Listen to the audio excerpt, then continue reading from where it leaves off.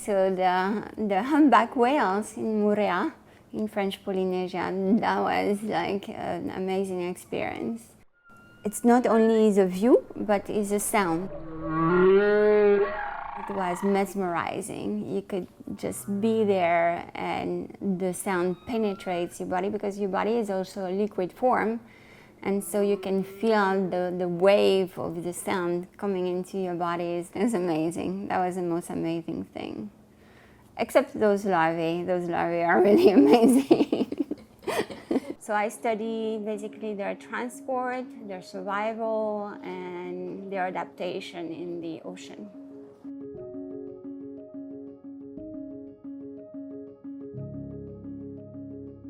What amazed me from the larvae is their strengths. I mean, you think they're tiny, but they're really strong, and they're also very beautiful. They have sometimes very long appendages, long spines, big eyes. Originally, I started researching more of the dynamic of population of adult fishes. But the black box is what happens to the spawn of those fish. Where do they go? Oh, the way we think about it is just they move with the water. If they're transported by the current, we need to know where they're going, and they may not come back to the same adult population. So for the fishery, you need to know what is sustainable, and what is sustainable is when you can actually consume, knowing that this population is going to be replaced. When you look at them under the microscope, you realize that they have very well developed sensory apparatus, like big eyes, they have neuromass, they can feel the motion of the water around them, they have big ear bones, they can hear. So why do they have all these sensory apparatus if they were to be just passive? When you're a tiny little larvae in the open ocean, there's no frame of reference. You're just like in your bubble. So how do they know how to get there? You cannot tag them, they're too small. So I came up with the idea of like a drifting chamber. The idea was, if the larvae doesn't want to go in the same direction of the current, in this behavioral chamber, it's gonna take a bearing that will take the larvae to its direction. It's a little bit like the analogy of like when you're on a sailboat and you use the wind to go in some directions, but not necessarily in the direction of the wind. So those larvae were able to swim at an angle of the current, and this was, for me, this was really the most amazing discovery.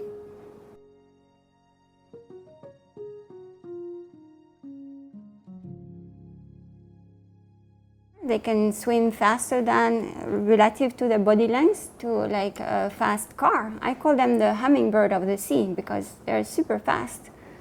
And if we swim fast, you have to know where you're going. So one of the cues they were using is the sun. The sun is a good compass. If you want to keep a straight line, you need a frame of reference. Other cues were chemicals in the ocean, particularly the dimethyl sulfide, which is called also the DMS, is mostly concentrated in above the coral reef. It is transported with a turbulent flow kilometers away from the reef, and we found that the larvae actually pick up those cues to know that they're close to the reef. Other cues were magnetic field. We did some study in Austevoll in Norway with the glass eel and found that they have a magnetic sense that is linked to the tidal signal. So they have an internal tidal clock that triggers the sense of the magnetic field. Now NOAA is using the connectivity modeling system that I have developed with my team to predict the recruitment indices into the fisheries. When you want to predict where the hurricane is going, you have a cone of uncertainty. Well, by using the model that uses larval behavior and navigation, you can actually decrease this cone of uncertainty and be more accurate to predict where they will end up.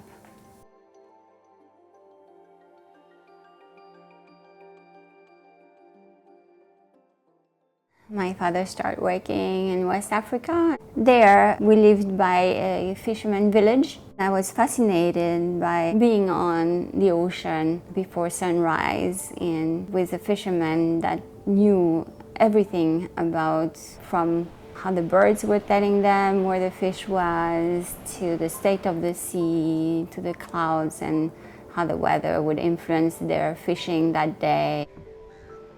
In my early 20s, I was exposed to the decline of the fisheries in West Africa. There's a lot of fish that I study, and I don't eat what I study. I eat sardines, and they're full of omega-3, so it's good for you, and they're the bottom of the food chain. So if you want to eat fish, this is a good species to eat. We eat fish maybe at home once every 2 weeks, but I've turned my diet more towards a more vegetarian diet. Looking at the decline of the fish stock and the fact that a lot of them are not sustainable, and also, like I say, the fact that I'm studying a lot of them and I don't eat what I study, the list is becoming really small. I'm not a hunter. If I see an animal in the water, for me it's like a beautiful animal, and I respect it because I know how hard it was for this fish to do this odyssey as a larvae. The journey is a terrible journey. It must be pleasant at some point, but when they survive, you have to let them be. The ocean is very giving, but at some point it cannot sustain a lot of our industrial world and our demand.